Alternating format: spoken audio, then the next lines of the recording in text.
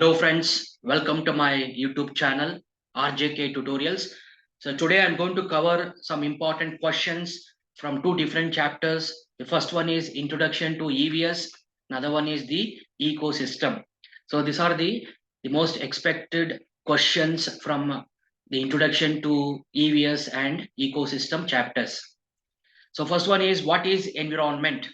So the word environment is derived from the French word environ, which basically means to encircle or surround.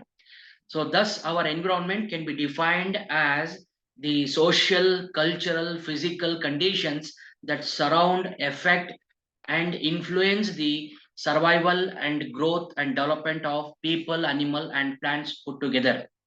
So as per the Environmental Protection Act of 1986, environment includes water, air, land, and interrelationship which exists among and between the water, air, and land and the human beings and other living creatures, including the plants, microorganisms, and property. So these are the two important definitions of environment.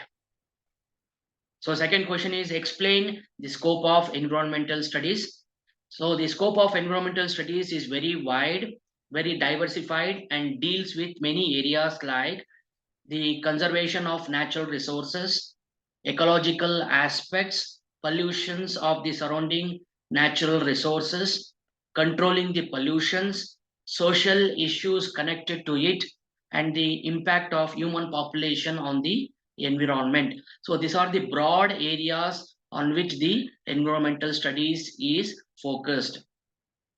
Apart from that, it also includes developing an awareness and sensitivity to the total environment and its related problems, motivating people for active participation in environmental protection and improvement of the environmental degradation, developing skills for active identification and development of solutions to various environmental problems, imbibe and inculcate the necessity for conservation of natural resources, or in other words we can say educating the people how to conserve the natural resources for the future generation, evaluation of environmental programs in terms of social, economic, ecological, and aesthetic factors.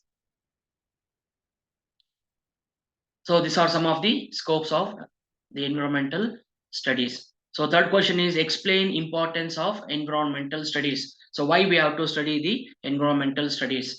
So the importance of environmental studies is that the current trend of environmental degradation can be resolved if the people of the educated communities are organized, empowered, educated, and experts are involved in sustainable development. So sustainable development is basically where you develop the human civilization by using science and technology. At the same time, you will ensure that the science and technology doesn't destroy the environment. You preserve the environment for the future generation. So developing with protection of environment is actually called as sustainable development. So at present, a great number of environmental issues have grown in size and complexity day by day, threatening the survival of mankind on the earth. So because of all these complexities of issues what we are dealing in day to day thing, so we have to study the environmental studies.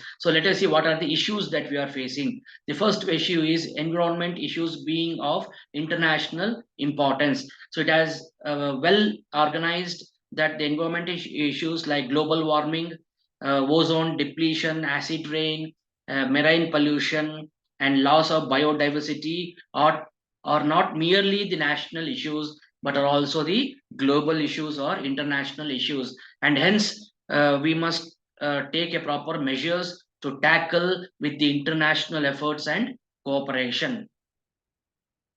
So problems cropped in wake of development. So because of the development, what are the problems we are facing? So development in its wake gave birth to various problems such as urbanization, industrial growth, transportation system problem, which is leading to traffic jam and other things, agriculture and housing related problems. So third one is explosive increase in pollution. So the world census reflects that one in every seven persons in this planet in India, evidently with the 16% of the world population, only 2.4% of its land area, there is an heavy pressure on natural resources. So why it is increasing? Because of increase in population. As we know that India has become the number one country in terms of population. So one in every person born in the world is representing the country India. So because of that, 16% of the world population and only 2.4% of the land area that we have, there is a heavy pressure on the consumption of natural resources. So agricultural experts have recognized soil health related problems like deficiency of micronutrients and organic matter, soil salinity, damage of soil structure. So all these things is happening because of the population explosion. So population explosion is increasing the pollution. The fourth one is need for alternative solution. So it is essential, especially for developing country, to find out an alternative path to attain a goal. So what do you mean by attain a goal? Go for a sustainable development. So we have to look for various alternative solution, how to protect the environment, at the same time conserve the natural resources for the future generation. The fifth one is need to save humanity from extinction. It is incumbent upon us to save the humanity from extinction. So consequences to our activities cause destructing the environment and depleting the biosphere in the name of development. So because of the development, we are destroying the biosphere. So biosphere is the space where we live.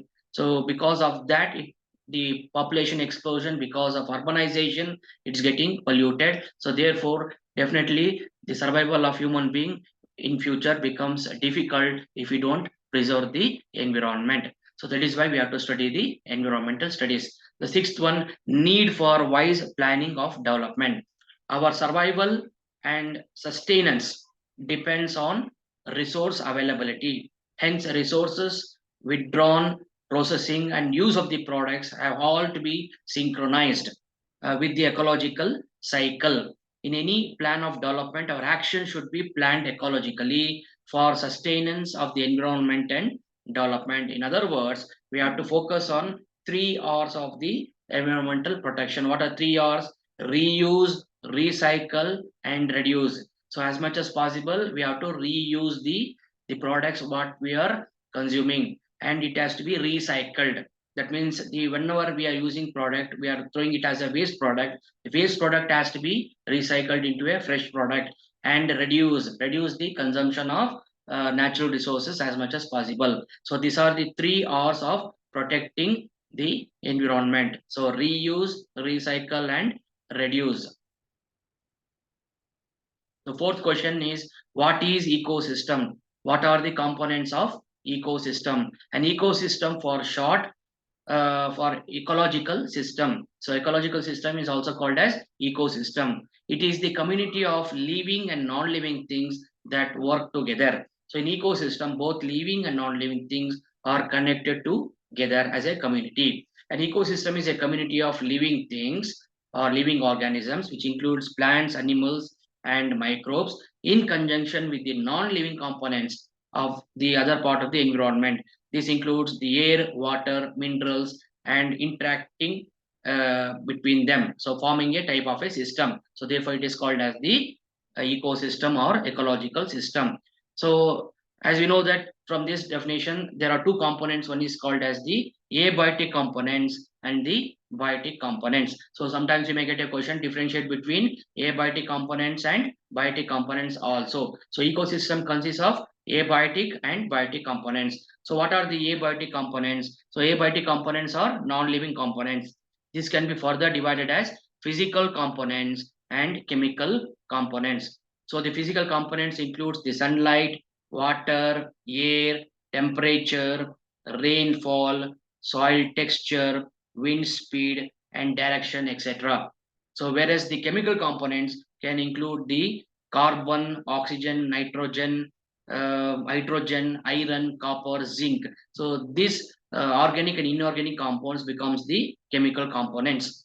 And biotic factors can be broadly classified into three types. One is the producers, consumers, and decomposers. So like this, we have both abiotic and biotic components integrated together in ecological system. So biotic components of ecosystem includes, as I explained, producers. Producers are the plants in the ecosystem which can generate their own energy required through a process called photosynthesis in presence of sunlight and chlorophyll. They can be called as photoautotropes and chemoautotropes. So photoautotropes basically means generating own food using the sunlight. Photo basically means light. Autotrophs means generating own food. So generating own food through sunlight is called photoautotrophs. Similarly, chemoautotrophs are those bacteria or living organisms which generate own food through chemical process or chemical reactions. So these are the microscopic organisms that are present near the crust of the earth. They take the heat of the crust of the earth and induce a chemical reaction to generate the heat. So they are basically the sulfonated bacteria. So they use the sulfur as the resource to generate the food. So these are basically microscopic bacteria present at the crust of the earth. So this process is called as chemoautotrophs. So consumers basically include the herbivores, the carnivores, and omnivores. The herbivores are living organisms that feed on plants, and carnivores eat other living organisms. That is, higher level organisms eat the lower level organisms. So they're called as carnivores. Omnivores are the animals that can eat both plants and animals. And third category of biocomponents include the decomposers or the fungi and bacteria, which are also called as saprophytes. Saprophytes basically feed on the dead and decaying organic matter and convert this into nitrogen and carbon dioxide. So saprophytes play a vital role in recycling the nutrients back to the nature so that the producers can use, that is what plants can use them once again. So the consumption of the natural resources starts from the plants and ends by the decomposers. So decomposers are going to decompose the natural resources back into nitrogen and carbon dioxide back into the nature. So this is how decomposers are going to play an important role. So fifth question is explain food chain and food web. So what is a food chain? A food chain is a sequence of who eats whom in a biological community or an ecosystem to obtain nutrition. A food chain shows how each living thing gets food and how nutrients and energy are passed from one creatures to the other creatures. It consists of three components: producers, consumers, and decomposers. And this is what is a food chain. For example, the grass is eaten by grasshopper, and grass is going to generate the food by using the sunlight. So using the sunlight and chlorophyll, it undergoes a process called photosynthesis to produce the food, and this food is eaten by the grasshopper. Grasshopper is in turn is eaten by a mouse, so that it can be in turn eaten by a snake, and snake can be eaten by a eagle or a hawk. So this is how the cycle of food chain basically takes place. Now, food web uh, basically includes several interconnected food chains, forms a food web. A food web is similar to food chain, but the food web is comparatively larger than the food chain. So occasionally a single organism is consumed by many predators, or it consumes several other organisms. Due to this, many trophic levels gets interconnected. Now, for example, here you can see the grass is the producers. It produces the food from sunlight. It can be either consumed by a mouse, or it can be consumed by a grasshopper, or it can be consumed by a rabbit. Rabbit in turn can be eaten by a fox, or it can be in turn eaten by an hawk. Similarly, a frog can eat a grasshopper, or a bird can eat a grasshopper, which can be in turn eaten by a snake, consumed by hawk, or an owl can eat a mouse, which is going to feed on the grass, that can be in turn eaten by an hawk, or directly the mouse can be eaten by a hawk. Here you can see there is a multiple interconnected food chains. Now always there is no rule that the snake has to be eaten by an hawk or an eagle. it is also possible that many animals do feed on other animals. So this sort of interconnected, complicated interconnection of food chain basically forms what is called as the food web. Sixth question, explain ecological pyramids in detail.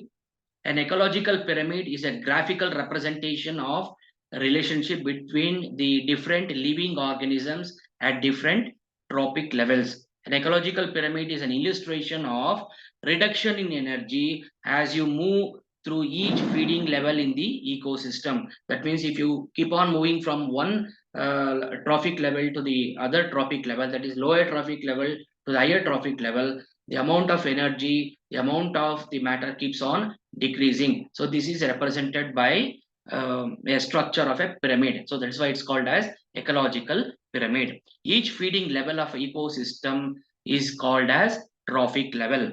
Producers forms the base of the pyramid and the consumers form the upper layer of the pyramid. So as you see in the diagram, the producers are at the bottom and the consumers keeps accumulating on the top of the pyramid. Since it is looking like a pyramid, this structure is called as the ecological pyramid. So ecological pyramid is a diagram that shows the amount of energy or matter contained with each trophic level in the food chain or the food web. So there are three types of ecological pyramids are there. One is pyramid of biomass, pyramid of numbers, and pyramid of energy. So pyramid of biomass is nothing but the total amount of matter present in organisms of an ecosystem at each trophic level is actually called as biomass. So the amount of matter present in organism in an ecosystem at each trophic level can be taken as a biomass. In other words, the total amount of living or organic matter in an ecosystem at any given point of time is also called as the biomass. So biomass basically means the mass of living material at any stage in the food chain. The biomass at each stage goes down as you move from one stage to the next stage, just like the amount of energy. That means the lower part of the pyramid has a bigger biomass, and if you go to the top of the pyramid, the amount of biomass decreases. So let us see the first one, the pyramid of biomass. This demonstrates the amount of matter lost between the trophic levels. So there are two types of biomass pyramid is there. One is upright pyramid and inverted pyramid. An upright pyramid is one where the combined weight of the producers is larger as combined weight of the consumers. Example is a forest ecosystem.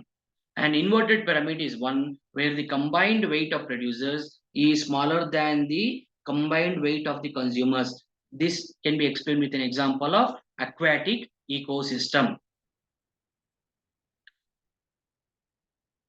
Now here you can see the example of a grassland ecosystem.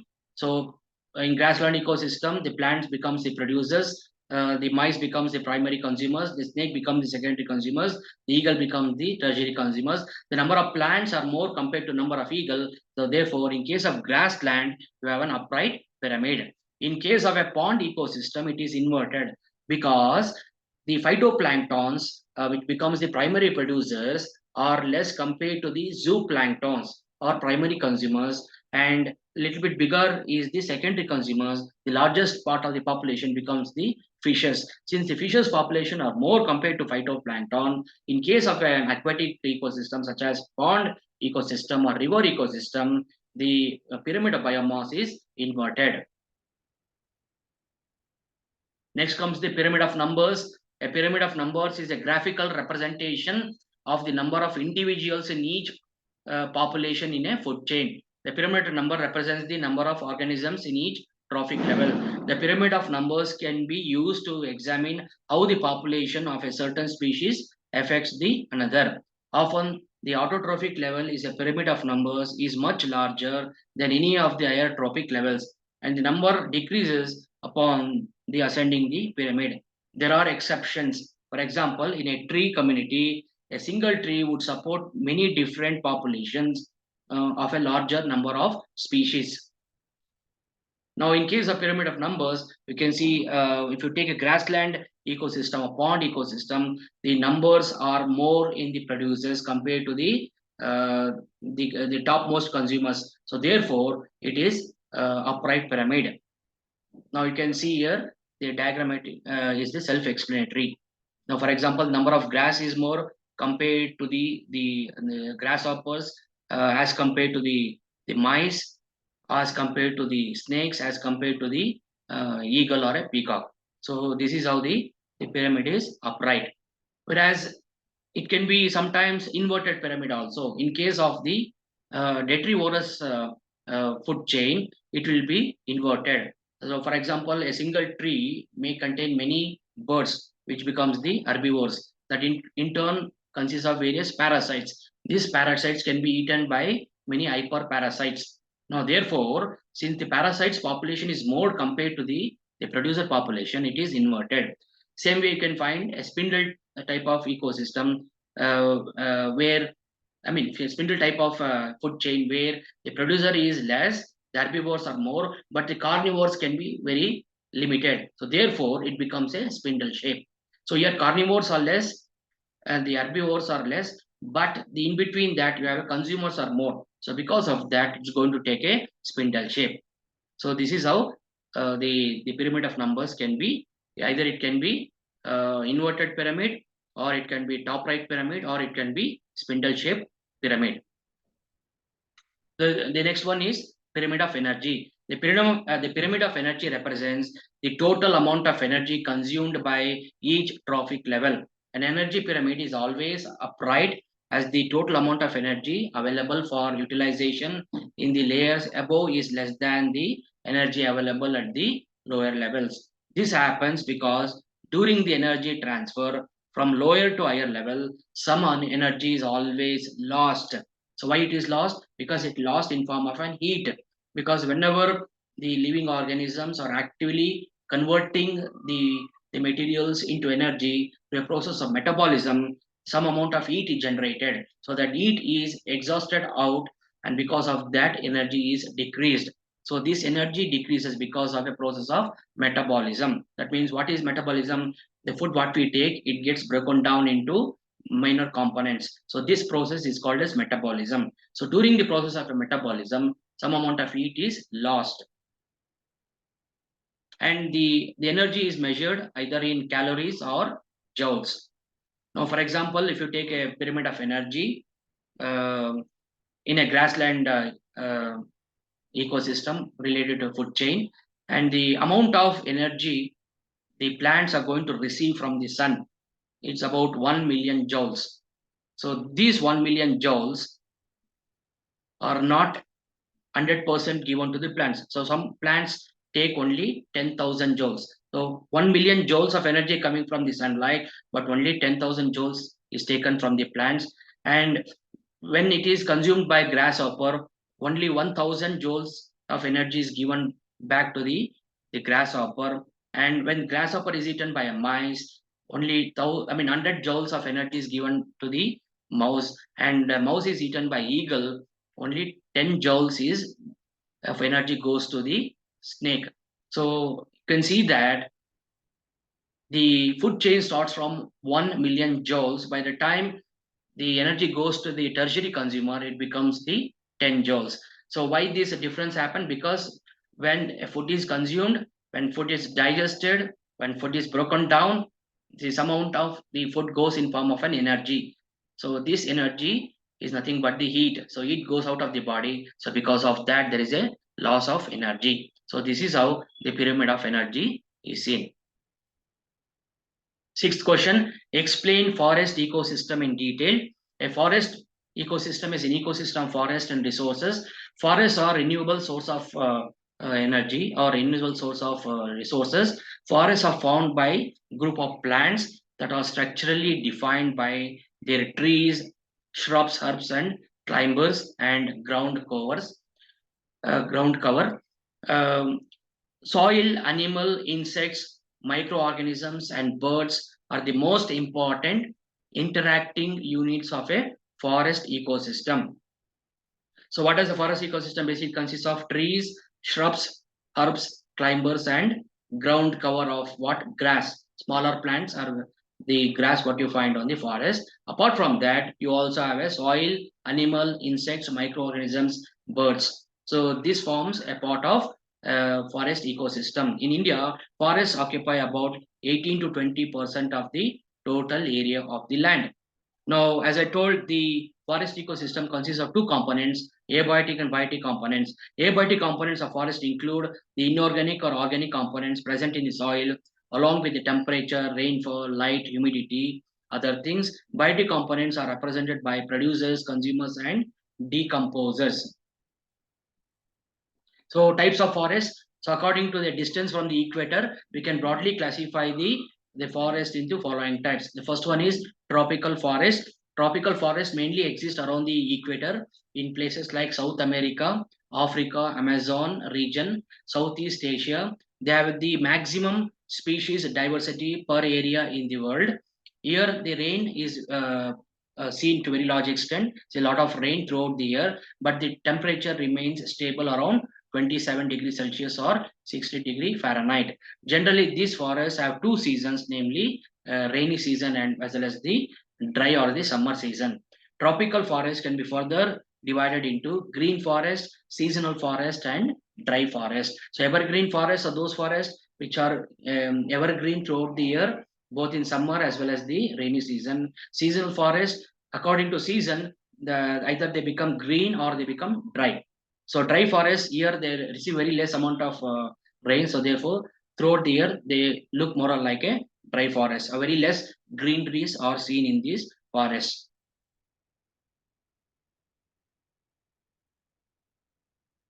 The second one is the temperate forest. We can find temperate forest in North Africa, Northeastern Asia, and Europe. In this forest, there are four seasons. Generally, the temperature here can ranges from -30 to 30 degrees Celsius. Also, this forest receive rain of around 75 to 150 centimeter. Usually, one can find only 3 to 4 species of trees on an average per square kilometer. That means the density of trees are very less here.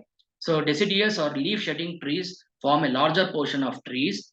Coniferous trees such as pine and firs are also grow here. In other words, the temperate forest can be further divided into deciduous and coniferous forest. So deciduous are leaf-shedding trees which form a larger population of trees, followed by cone-like the leaves are found in certain plants. So they're called as coniferous trees. So conifer trees are those trees which produces the leaves, which is form of a cone. So therefore, it's called as the coniferous trees. So such trees are also can be like pines or firs, which also grows here. Some of the commonly found animals in the forest are rabbits, birds, squirrels, deer, wolves, foxes, and bears. Both the plants and animals are adaptive to the cold winter as well as the warm summer weather. The soil of this forest is very fertile due to combination of decaying fallen leaves and the moderate temperatures. The third type of forest is called taiga forest. Usually we find between 50 to 60 degree of latitude in the subarctic zone. That means these forests are found near to the Arctic Circle. As you know, the Arctic Circle is very cold area, and which are the places we find this taiga forest? To very large extent, we find in Siberia, which is in Russia. Scandinavian countries. Scandinavian countries includes the Norway, Denmark, Sweden, and Finland, and Alaska and Canada. Scandinavian countries basically include all these things. What are those? Norway, Sweden, Denmark, Finland. So they're called as Scandinavian countries, followed by Alaska and Canada. So these have two seasons, namely a short, moist and mildly warm summer and a long, cold and dry winter. So temperature here ranges from -40 to 20 degrees Celsius. That is the average temperature here you can find is 20. The lowest temperature you can find is -40. One can find evergreen coniferous forest here with the needle leaves that are capable to withstand the cold, such as pine, fir, and spruce trees.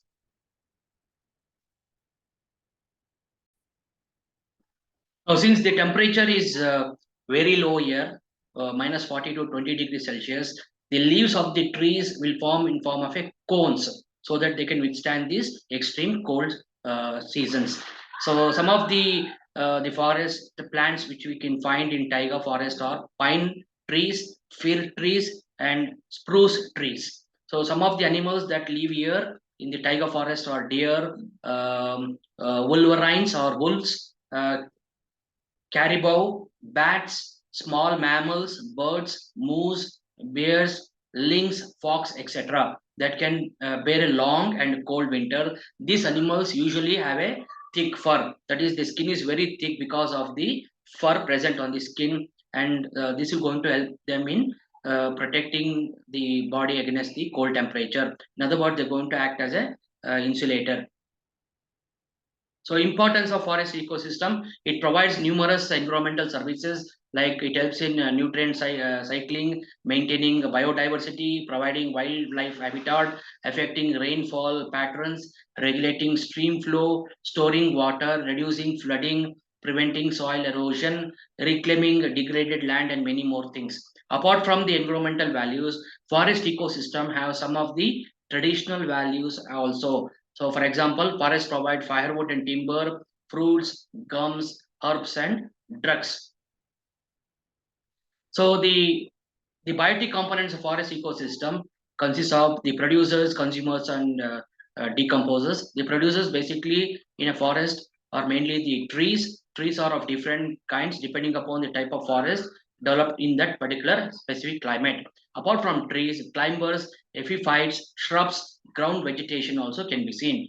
Dominant species of trees in majority of forest ecosystem are Tectonograndis, Acer, Betula, Picea, pine trees, and cedrus.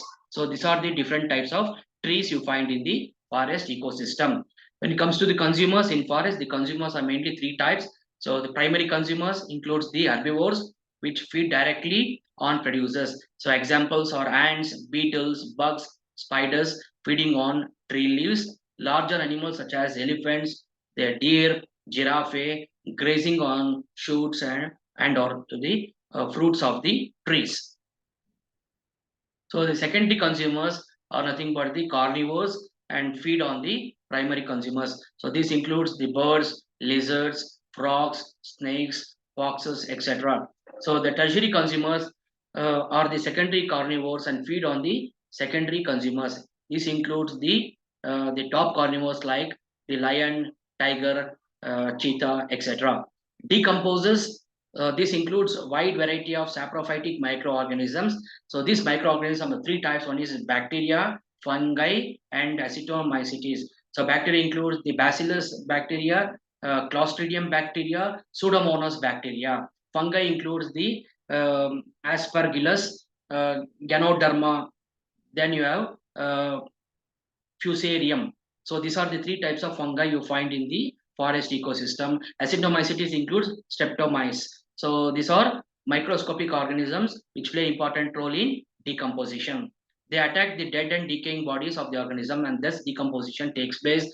Therefore, the nutrients are released back for reuse by plants. So abiotic components includes the organic inorganic compounds present in the soil and atmosphere. In addition to the dead organic debris is also found in the littered in the forest areas. So these are the various components of the forest ecosystem. These are the various type of trees you find as the producers. Consumers are seen in the pictures, and decomposers are seen in the pictures as you find in the forest ecosystem. Now the seventh one is explain grassland ecosystem in detail.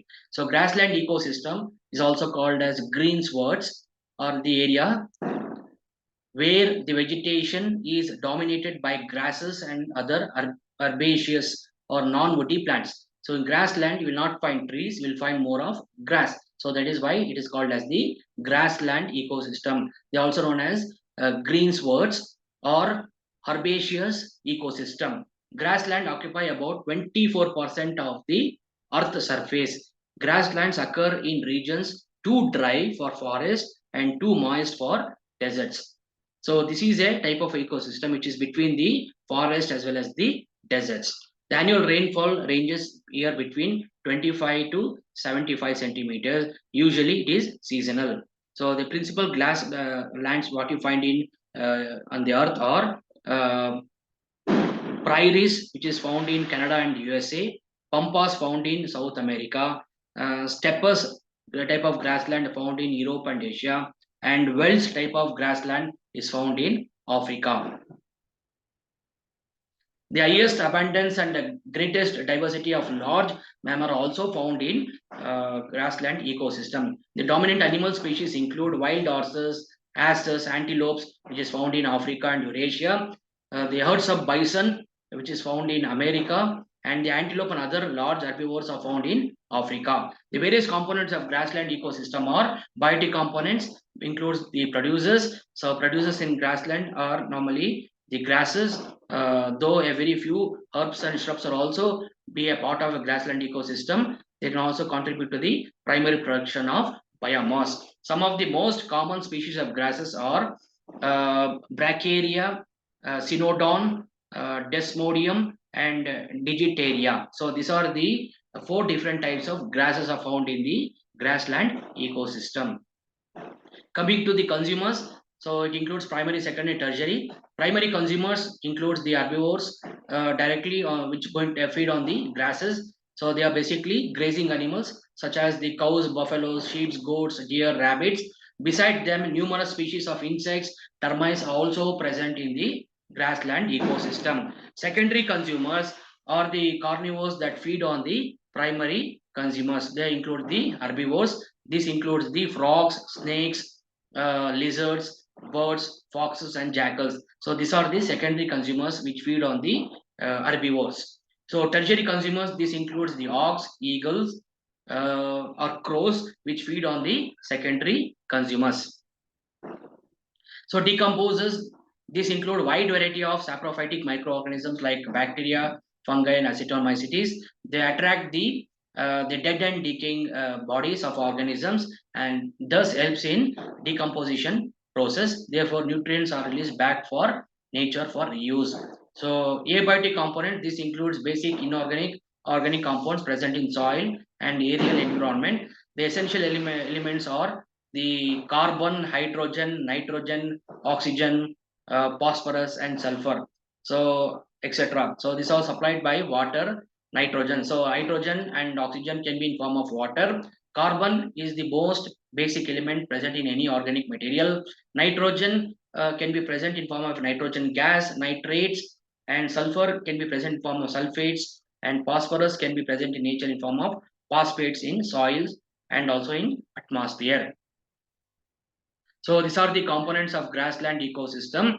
So these are the different types of grasses what you find, and different types of consumers what you see in the grassland, ranging from the domesticated animals to the eagle or crows.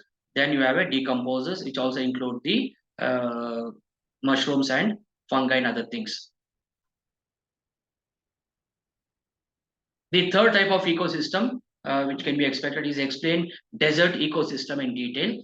So a desert is a landscape or a region that receives almost no precipitation. That means a land which receives almost or nil rainfall or very less rainfall is actually called as a desert ecosystem. Deserts are defined as areas with an average annual precipitation or a rainfall less than 250 millimeter per year. It occupies about 17% of the Earth's surface. Deserts are characterized by hot, dry, and cold nights.